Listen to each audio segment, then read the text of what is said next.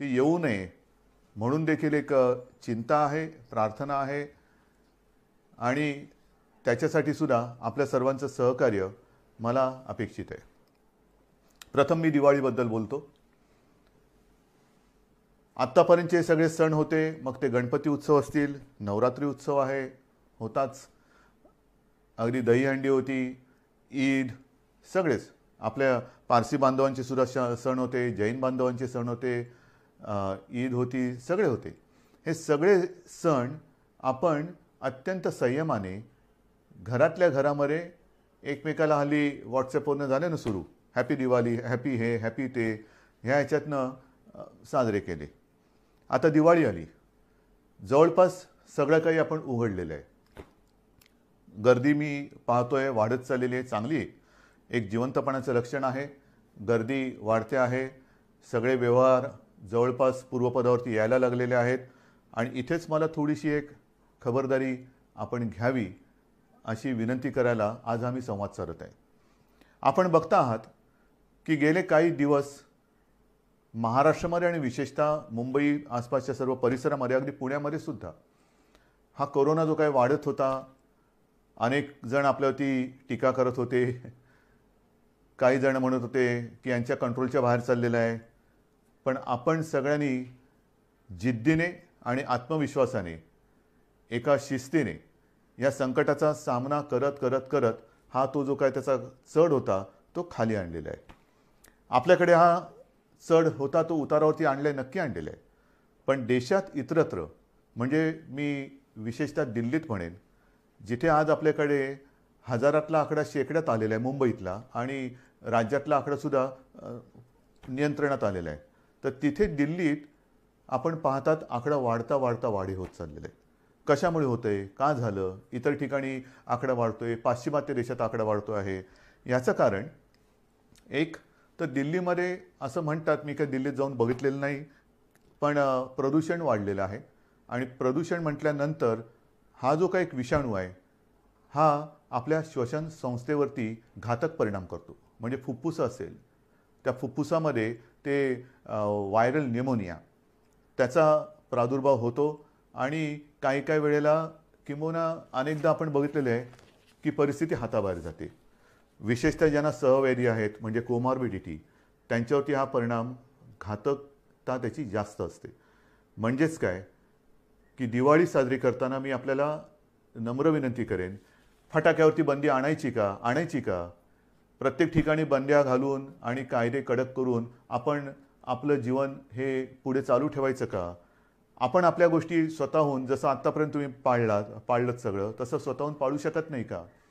जर आपल्याला लक्षात आलं असेल की एक तर अजूनही औषध नाही आहे, लसीचा पत्ता नाही आहे, आणि प्रदूषणामुळे जर हा विषाणू वाढत असेल, आकडा वाढत असेल, तर दिवाळीमध्ये आपण प्रदूषण करणारे फटाके हे वाजवणं टाळू शकतो का? बंदी करायची का? करू शकतो. पण मला असं वाटतं बंदीपेक्षा आपसातला एकमेकावरचा विश्वास जो आहे, आणि मला अनेक जणांनी सांगितले की आपण जेव्हा बोलता तेव्हा आमच्या घरातलाच एक कुटुंब प्रमुख आमच्याशी बोलतोय, मोठा भाऊ आपल्याशी बोलतोय, असं आपल्याला सर्वांना वाटत असतं. मग त्याच नात्याने आपल्याला सांगतोय.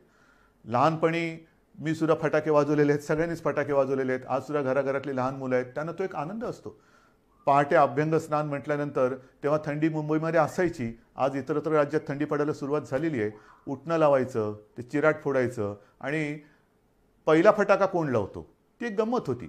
पण म्हणता म्हणता ही वस्ती एवढी वाढली आणि त्याच्यानंतर हे एवढं आता धूर आणि प्रदूषण वाढायला लागलेलं आहे की आत्तापर्यंत जे काय आपण साधलेलं आहे, आत्तापर्यंत जे काय आपण कमावलेलं आहे, ते 4 दिवसातल्या धुरामध्ये वाहून जाता कामा नये. म्हणून मी आपल्याला विनंती करतोय, एक तर सार्वजनिक ठिकाणी फटाके वाजवायचे नाहीतच, कारण आपल्याला समाजाची काळजी घ्यायची आहे. अनेक जण ह्या वेळेला फिरायला बाहेर पडतात, सगळीकडे रोषणाई जरूर करा. दीपावली म्हटल्यानंतर दीप तर उजळले पाहिजेतच. ही दीपावली वाटली पाहिजेच, पण दीपावली म्हणजे दिवा, तो दिव्याचं एक महत्त्व आहेच. दिवे जरूर पेटवा, प्रकाशमान करा, पण फटाके न वाजवाल तर उत्तम. सार्वजनिक ठिकाणी फटाके वाजवायचे नाहीतच. हां, आपल्या एक याच्यासाठी आजूबाजूला कोणाला त्रास होऊ न देता जेवढे काही मर्यादित फटाके आपण वाजवू शकत असाल हरकत नाही. मी अगदीच काही तुम्हाला आणीबाणी आणीबाणी नाही आणते तुमच्यावर. फटाके वाजवूच नका किंवा फटाक्यांवरती बंदीच घालतो असं न म्हणता चला आपण एक दुसऱ्याच्या विश्वासावरती हा सण आनंदाने साजरा करूया. फराळ करा. पण पुन्हा एक सांगतो की आत्ता जरी ही परिस्थिती आटोक्यात आलेली वाटत असली तरी दिवाळी आणि दिवाळी नंतरचे 15 दिवस हे फार आपल्याला कसोटीचे आहेत.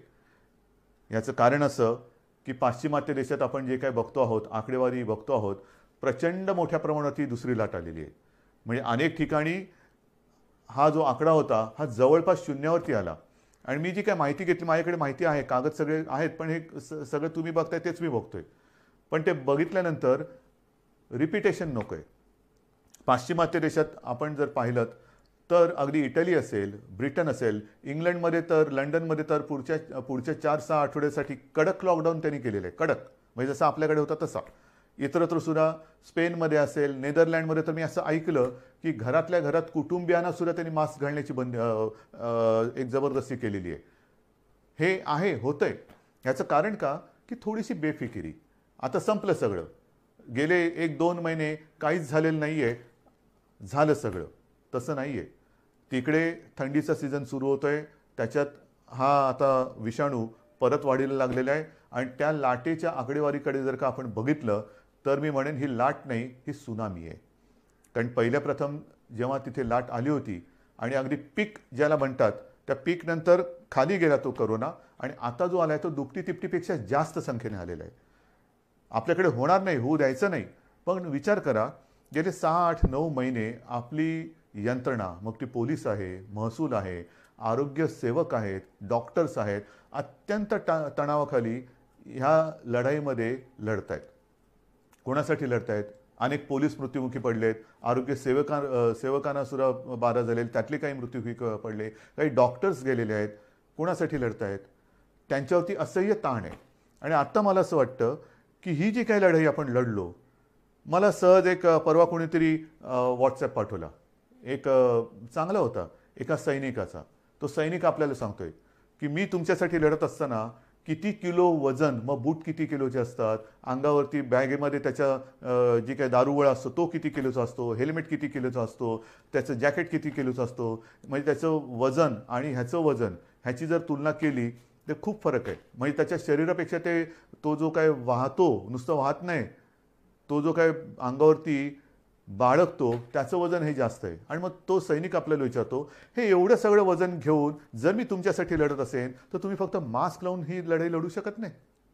किती साधा आणि मार्मिक प्रश्न आहे. लढताना आपल्या हातात दुसरं कोणतेही शस्त्र नाहीये, मास्क शिवाय दुसरं कोणतेही शस्त्र नाहीये.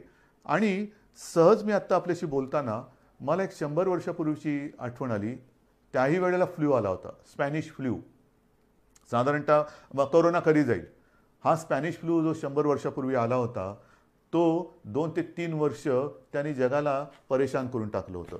त्याही वेळेला काही कोटी बळी, म्हणजे आपल्या देशात सुद्धा असं म्हणतात की 1 कोटीच्या आसपास लोक मृत्युमुखी पडले होते. 100 वर्षापूर्वी लोकसंख्या काय होती त्याच्यात 1 कोटी. आता लोकसंख्या किती आहे, प्रमाण काय होईल, हे तुम्हाला मी घाबरवत नाहीये, पण सतर्क राहण्यासाठी म्हणून ह्या प्रेमाच्या आणि सावधगिरीच्या सूचना देतो आहे.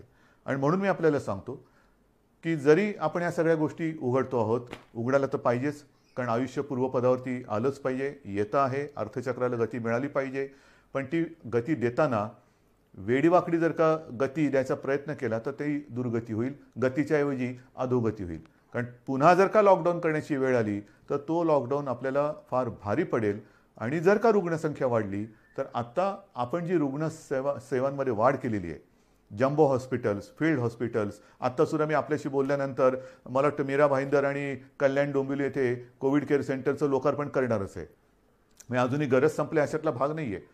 पण एक गोष्ट चांगली आहे की बऱ्याच ठिकाणी अजूनही आपले बेड्स आता रिकामी दिसत आहेत, ते रिकामीच असू द्या. मी कुठेही ह्या आरोग्य सुविधा बंद करा म्हणून सांगितलेलं नाही, वापरायची वेळ येऊच नये. पण आणखीन पुढचे किमान 6 महिने आपण ह्या गोष्टी असाच्या अशा भले कडी कुलप लावून ठेवली तरी चालतील, ती तशीच राहावीत, पण आपण त्या काढत नाही आहोत. मनामध्ये एकच विचार आहे की ह्या ज्या काही सुविधा वाढवल्या त्याला सुद्धा एक मर्यादा आहे. मी सुरुवातीला आपल्याला सांगितलं होतं की ही जेव्हा साथ सुरू झाली तेव्हा आपल्या राज्यामध्ये एकूण सगळे मिळून 7-7.5 किंवा 7,800 रुग्णशय्या होत्या. आता त्या रुग्णशय्या जवळपास आपण 3.25-4 लाखापर्यंत नेल्या एवढ्या. पण नुसतं रुग्णशय्या म्हणजे रुग्ण बरा होतो असं नाही आहे. त्याला आरोग्य सेवक पाहिजेत, डॉक्टर्स पाहिजेत, औषधं पाहिजे, ऑक्सिजन पाहिजे, जरूर लागली तर व्हेंटिलेटर पाहिजे. सगळ्या बाकीच्या गोष्टी आणता येतील. डॉक्टर्स आणि आरोग्य सेवक कुठून आणायचे हे तयार नाही करता येऊ शकत. पण त्यांच्यावरती म्हणजे ते वाढणार नाही आहेत. म्हणजे उद्या जर का दुपटी तिपटीची लाट आली तर आपली त्रेधा तिरपीट उडू शकते आणि ती येऊ न देणं हे आपण करू शकता. कारण आजपर्यंत आपण हे केलेलं आहे. या सगळ्या गोष्टी मी तुम्हाला सांगतोय. पण मधल्या काळामध्ये हे फळ आपल्याला कसं मिळालं तर दसऱ्यापर्यंत आपण माझे कुटुंब माझी जबाबदारी ही जी काही एक मोहीम राबवली, मी नक्कीच सांगेन की त्या मोहिमेचं हे फळ आहे. कारण आपल्या टीम्सने जवळपास 60,000 टीम्स राज्यभरात आपण तयार केल्या होत्या. 60,000 घराघरात गेल्या, माझ्याही घरी आल्या होत्या, आपल्याही घरी आल्या होत्या. जवळपास सगळी घरं आपण त्याच्यामध्ये संपर्क केला आहे. आणि त्याच्यात तुम्हाला सहज मी एक आकडेवारी सांगतो की या जवळपास 59,000 काही टीम होत्या म्हणजे 60,000. त्यांनी राज्यामध्ये जी काही एक चौकशी केली त्याच्यात साधारणतः 3.5 लाखाच्या आसपास आयलाय आणि सारी रुग्ण सर्वेक्षण काळात आढळून आले. म्हणजे ज्यांना श्वसन संस्थेचा विकार असेल काही असेल त्यांची टेस्ट केल्यानंतर त्याच्यामध्ये साधारणतः 51,000 रुग्णांना कोविड झाल्याचं निदर्शनास आलं. हे घरोघरी जाऊन आपण तपासणी केली म्हणून हे झालं आणि म्हणून आपण त्यांना आवश्यकतेनुसार इलाज करून वाचवू शकलो. हे याचं फलित आहे. हे नक्कीच फलित आहे. त्याच्यानंतर एकूण जर का बघितलं आपण तर ह्या सर्वेक्षण काळामध्ये मधुमेह डायबिटीस आपल्या राज्यात किती जणांना आहे, ज्यांना आपण तपासले आणि ज्यांनी आपली माहिती दिली त्याच्यात जवळपास 8,69,370 लोकांना डायबिटीज आहे. हाय ब्लड प्रेशर किती लोकांना आहे, साधारणतः 13 लाख लोकांना हाय ब्लड प्रेशर आहे. हृदयविकार कोणाला किती लोकांना आहे, 73,000 लोकांना जवळपास हृदयविकार आहे. कर्करोगाचे 17,843 आणि इतर आजाराचे साधारणतः 1,06,877 असे सहव्याधी किंवा कोमॉर्बिड ज्याला म्हणतो असे रुग्ण ह्या नागरिकांमध्ये आपल्याला ह्या व्याधी आढळल्या आणि त्यातले बहुतेक जण आता व्यवस्थित होऊन आपापल्या घरी आहेत. हे या मोहिमेचं फलित आहे. आणि म्हणून ही मोहीम ज्यांनी राबवली त्या 60,000 टीममधल्या सगळ्यांना मी अक्षरशः मनापासून नमस्कार करतोय. महाराष्ट्र आपला ऋणी आहे. आपण अहोरात्र मेहनत केलीत, स्वतःच्या जीवाची पर्वा न करता मेहनत केली. काही ठिकाणी आपल्याला थोडेसे अनुभव आले असतील. काही जणांनी सुरुवातीला दाद दिली नाही. मग त्यांना जेव्हा कळलं की आपल्या भल्यासाठी आहे मग त्यांनी दरवाजा उघडला आणि आता त्यांना त्यांचा विश्वास आल्यानंतर पुढे या सगळ्या गोष्टी केल्यात. परंतु मी यंत्रणेला सांगितलेलं आहे की हा जो रेकॉर्ड आहे हा रेकॉर्ड म्हणजे आपल्या राज्याचा आरोग्याचा नकाशा आहे, हेल्थ मॅप. साधारणतः कोणत्या कोणत्या विभागामध्ये काय काय स्वरूपाचे आजार आहेत, किती जणांना आजार आहेत, ह्या सर्वांना शक्य तेवढं संपर्कात ठेवा. एक थोड्या कालावधीनंतर त्यांना किमान एक फोन करून तब्येतीची विचारपूस करा. आणि ही विचारपूस केल्यानंतर आपल्याला लक्षात येईल की आपण जी मोहीम राबवतो आहोत त्याचा उपयोग आपल्याला नुसतं निरोगी महाराष्ट्र, सुदृढ महाराष्ट्र वाचून होत नाही. महाराष्ट्र त्याच्यासाठी मेहनत करावी लागते. तर ही मेहनत, ह्या मेहनतीचं एक फळ आहे. म्हणून मी या सगळ्यांना धन्यवाद देतोय आणि त्यांना आणखीन सांगितलेलं आहे की जरा थोडे दिवस थोडी विश्रांती घ्या. पण आता पुढचा टप्पा आहे हा तुम्ही करायचा आहे. ह्याचं कारण असं की जे मी बघतो आहे की मुंबईमध्ये सुद्धा आणि बाहेर सुद्धा मास्क न घालणारी जास्त दिसायला लागलेले आहेत. हे नाही चालणार, अजिबात नाही चालणार. बाकीच्या सगळ्या गोष्टी आपण हळूहळू ओपन करतो आहोत, उघड करतो आहोत. पण मास्क घातला नाही तर त्याला दंड हा केला जाणारच, करावाच लागेल. कारण साधारणतः जे प्रमाण लक्षात येतं आहे हे आकडेवारी माझी नाही आहे. मी डॉक्टरांशी बोलून हे सगळं करून तुम्हाला सांगतोय की साधारणतः एक कोरोना पॉझिटिव्ह नागरिक जर मास्क न घालता जनतेत फिरला तर एका ह्याच्यात तो जवळपास जेवढा फिरेल गर्दीमध्ये फिरला तर किमान 400 जणांना तो संक्रमित करू शकतो. म्हणजे एक 400 ना करतो, मग 400 पुढे किती ना करतील. म्हणजेच काय की समाजासाठी आपल्याला ह्या गोष्टीची खबरदारी घ्यावीच लागेल. कोणत्याही परिस्थितीत आपल्या हातामध्ये लस नाही, औषध नाही. स्पॅनिश फ्लूच्या वेळेला सुद्धा हीच त्रिसूत्री होती: मास्क लावा, अंतर ठेवा आणि हात धुत राहा. गर्दी वाढते, गर्दी टाळणं गरजेचं आहे. काय काय उघडणार, आज उद्धव ठाकरे काय बोलणार, कोणती घोषणा करणार, काय घोषणा करू. घोषणा करायला ही काही राजकीय सभा नाही आहे, पण घोषणा करायची असेल तर मी हेच सांगतोय की या कठीण काळात सुद्धा आपण खूप गोष्टी उघडलेल्या आहेत.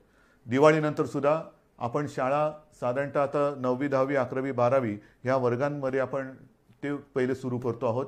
त्याच्यात सुद्धा पूर्ण खबरदारी घेण्याच्या सूचना सर्वांनी दिलेल्या आहेत. शिक्षकांची टेस्ट होणं गरजेचं आहे, मुलांची सुद्धा गरजेनुसार चाचणी होणं गरजेचं आहे. आणि त्या पलीकडे जाऊन मंदिरं कधी उघडणार ना, मंदिरं उघडणार आहे, प्रार्थना स्थळं पण उघडणार आहे. पण मला असं वाटतं साधारणतः पुढच्या आठवड्यात दिवाळी आलेली आहे. दिवाळीनंतर आपण एक नियमावली करू.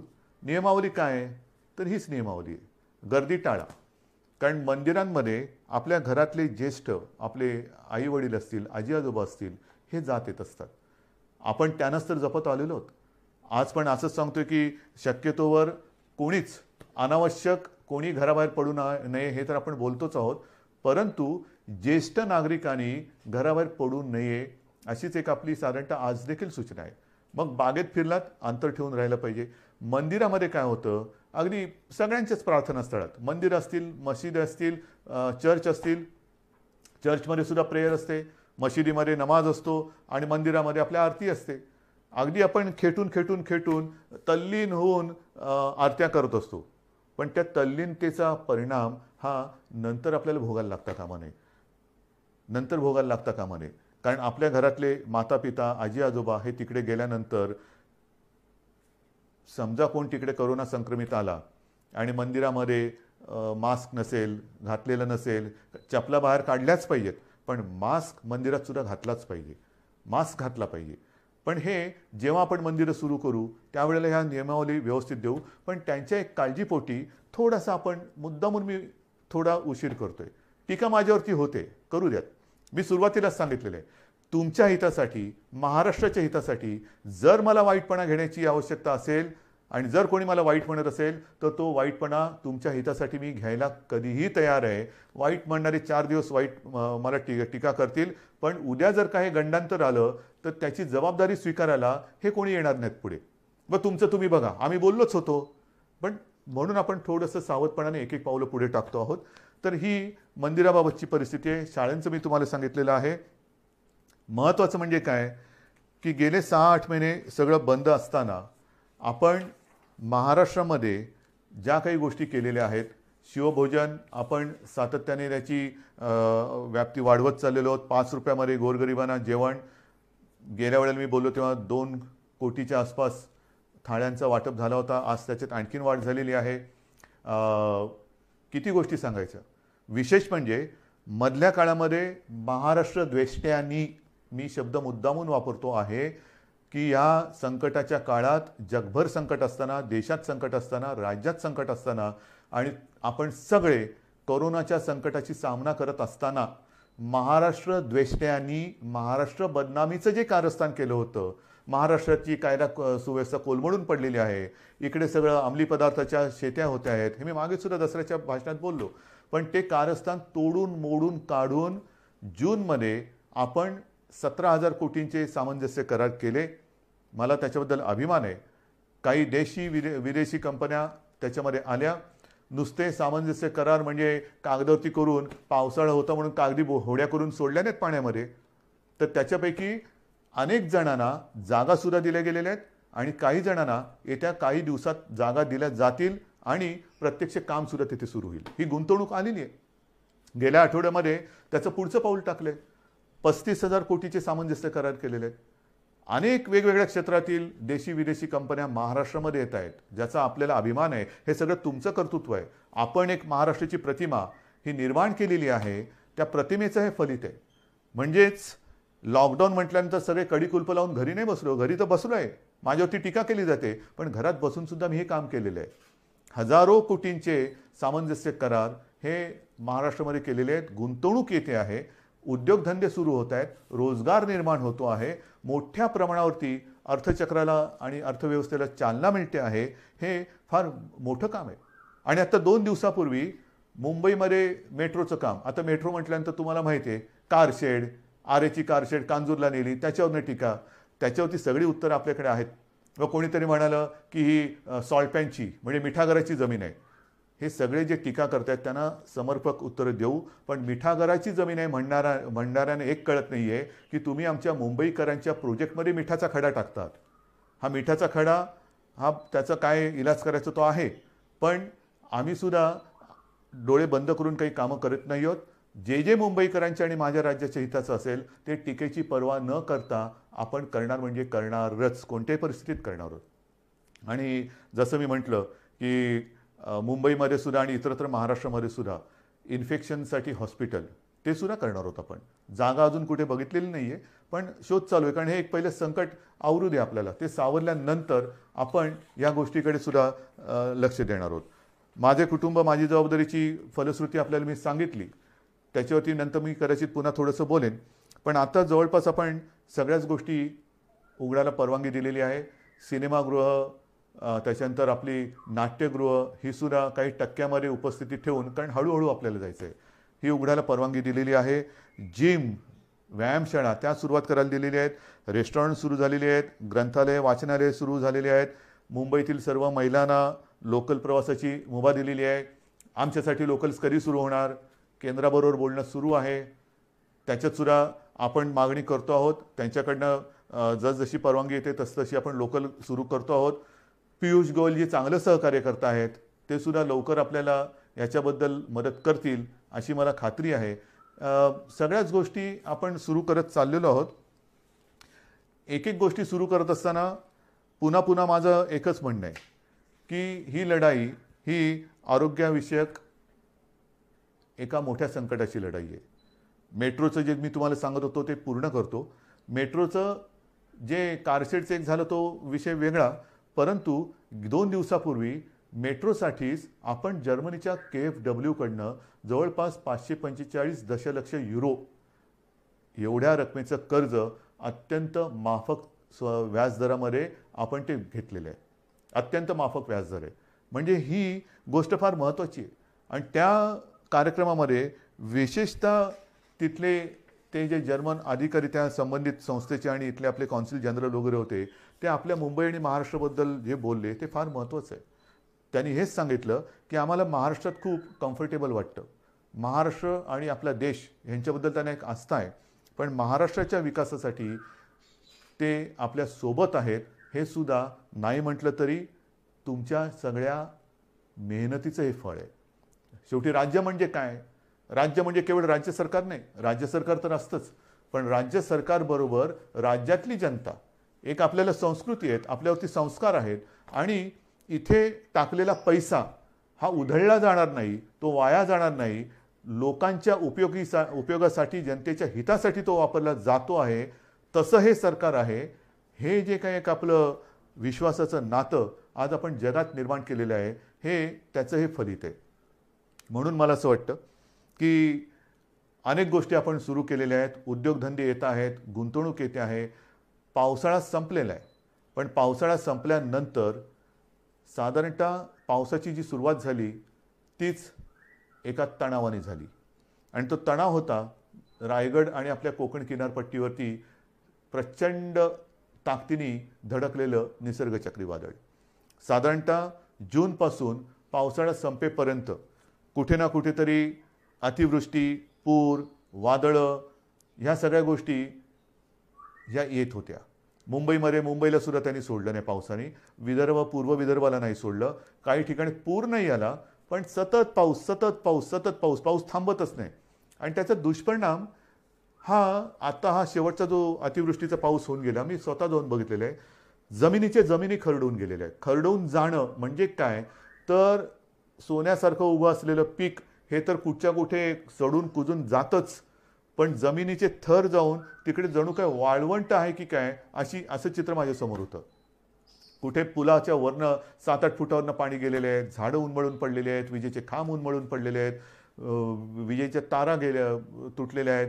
हे सगळं गेले 4 महिने आपण भोगलेले आहे. आणि म्हणून जून ते ऑक्टोबर म्हणजे हा पाऊस संपेपर्यंत एकूण जर का बघितलं तर जवळपास महाराष्ट्रातली 41 लाख हेक्टर जमीन ह्या पूर आणि अतिवृष्टीमुळे बाधित झालेली आहे. संपूर्ण शेतकऱ्याची वाताहत झालेली आहे. कोणाची घरदारं वाहून गेलेली आहेत, कोणाची गुरं वाहून गेलेली आहेत, कोणाच्या घरातली माणसं बुडून गेलेली आहेत. काय करू शकतो आपण? काय करू शकतो? जास्तीत जास्त प्रयत्न हाच करायचा, प्राथमिकता प्राणहानी होऊ नये. कारण बाकी सगळ्या गोष्टी पुन्हा उभ्या करायला येऊ शकतात. पण प्राणहानी, मग घरातला माणूस गेला तर काय करायचं? तर त्याच्यामध्ये सुद्धा आपण जवळपास 10,000 कोटी निधी, एकतर तुम्हाला माहिती आहे मी गेल्या वेळेला भाषणांमध्ये बोललो होतो, 38,000 कोटी आपले जीएसटीचे आणि डिव्होल्युशनचे बाकी आहेत. त्यातले आता 5-7 कोटी आलेत म्हणतात. परंतु दर महिन्याला त्याच्यामध्ये वाढ होत चाललेली आहे. म्हणजे होतं काय की ज्या पालिका मग कलेक्टर असतील, तिकडे काय झालं का राज्य सरकारकडे मागणी करणार, राज्य सरकार केंद्राकडे हात पसरणार, केंद्र सरकार हात वर करणार, काय करणार? तर ह्या सगळ्या परिस्थितीचा सामना करत करत आपण पुढे जातो आहोत. 10,000 कोटीची एक तरतूद आपण ह्या अतिवृष्टी, पूरग्रस्त आणि एकूण जे काय शेतकऱ्यांची नुकसान भरपाईच्या माध्यमातून त्यांना जी रक्कम मिळण्याची आवश्यकता आहे त्याच्यासाठी केलेली आहे. मग त्याच्यामध्ये जमीन आल्या, पर हेक्टरी किती द्यायचे, शेती असेल तर किती, फळबागांना किती, जास्तीत जास्त आजपर्यंत कधी न झालेलं असेल एवढी मदत आपण करण्याचा प्रयत्न करतो आहोत. हे केवळ तुमच्या आशीर्वादाने आणि देवाच्या दयेने आपण करू शकतोय, निभावून नेतोय. हळूहळू पूर्वपदावरती येण्याचा प्रयत्न करतो आहोत. पण मला असं वाटतं की शेतकरी असेल आणि माझ्या महाराष्ट्रातले सगळे नागरिक असतील, खूप समजदार आहात तुम्ही. तुम्हाला सगळ्यांना हे संकट काय आहे ते कळलेलं आहे. कुठेही अनेकांनी तुम्हाला डिवचलं, चिडवलं तरीसुद्धा त्यांच्या त्या सगळ्या डावपेचाला बळी न पडता तुम्ही, नाही माझं सरकार आहे, आपलं सरकार आहे, माझं सरकार अडचणीत आहे, माझ्यासाठी ते नक्की काहीतरी केल्याशिवाय राहणार नाही, करताय. हे जे तुमचं प्रेम आहे ना, हे मला नाही वाटत जगाच्या पाठीवर दुसरीकडे कुठे मिळत असेल. आणि म्हणून मला असं वाटतं की ही सगळी मदत आपण करतो आहोत. मग ती करत असताना आपण मग कापूस खरेदी असेल, उडीद, मूग, तूर, सोयाबीन ही सगळी पिकं आता एक एक करत येत आहेत. कापसाची खरेदी सुरू केलेली आहे. ह्या महिना अखेरपर्यंत बरीचशी केंद्र सुरू होतील. जी पिकं येत आहेत त्यांची खरेदी सुरू करण्याचे आदेश दिले गेलेले आहेत. खरेदी केंद्र सुरू होत आहेत. काही ठिकाणी अजूनही हळूहळू होत आहेत. पण या महिनाभरामध्ये जिथे जिथे ज्या ज्या पिकासाठी आवश्यकता असेल ती सगळी खरेदी केंद्र सुरू करण्याचे आदेश मंत्रिमंडळाने दिलेले आहेत. लवकरात लवकर ही खरेदी जर कुठे सुरू झालेली नसेल तर ती सुद्धा सुरू होईल. सगळ्या गोष्टी आपण करतो. चहूबाजूनी संकट जरी येत असली तरी संकटाचा सामना करून आपण त्यांना पुरून उरतो आहोत. हे फार महत्त्वाचं आहे. शिवभोजनबद्दल सुद्धा मी बोललेलो आहे. आणखीन 1-2 गोष्टी केलेल्या आहेत. काल परवाकडे फोर्स 1 जो आपला एक महत्त्वाचा फोर्स आहे, अतिरेक्यांचा सामना करणारा, एकदा 26 नोव्हेंबरला त्याची गरज वाटली त्याच्यानंतर तो केला गेला. त्यांच्यासाठी सुद्धा आपण जे त्यांना आवश्यक आहे ते करतो आहे. पण विशेष म्हणजे आपल्याला आपल्या राज्यामध्ये जे माजी सैनिक आहेत त्या माजी सैनिकांना आणि त्यांच्या दुर्दैवाने ज्यांचं निधन झालेलं आहे किंवा आपल्यासाठी ज्यांनी बलिदान केलेले आहेत, जे शहीद झालेले आहेत, त्यांच्या ज्या बिचाऱ्या काय म्हणायचं, विधवा हा शब्द मला बोलायला खूप जड जाते, पण त्यांना आणि माजी सैनिकांना त्यांचा निवासी मालमत्तेचा कर आणि घरपट्टी ही माफ करण्याची योजना आपण आपल्या शिवसेना प्रमुखांच्या नावाने ती सुद्धा अंमलात आणतो आहोत. समाजातला प्रत्येक घटक हा वंचित राहता कामा नये. अगदी प्रत्येक घटक म्हटल्यानंतर मी यापूर्वी सुद्धा म्हटलेलं आहे की मग आरक्षणाचे वारे वाहत आहेत. मराठा आरक्षण आहे, ओबीसींचं आरक्षण, ते म्हणतात आमचं काही कमी करू नका, धनगर आहेत, ह्या सगळ्यांना आपण कुठेही वारावरती अजिबात सोडू शकत नाही. कारण जाणार कुठे वारावर सोडून? आपण एकत्रच आहोत. हे सरकार तुमचं आहे, हे सरकार काही परदेशातून आलेलं नाही किंवा परग्रहावरून आलेलं नाही आहे. तुम्हीच आहात ह्या सरकारचे सगळे मालक पालक सगळे तुम्हीच आहात. आणि तुम्हाला जर न्याय देणार नाही तर मग आणखीन कोणासाठी काम करणार? माझ्या राज्यातली जनता जर का असमाधानी असेल तर मग मंत्रिमंडळ करायचे काय?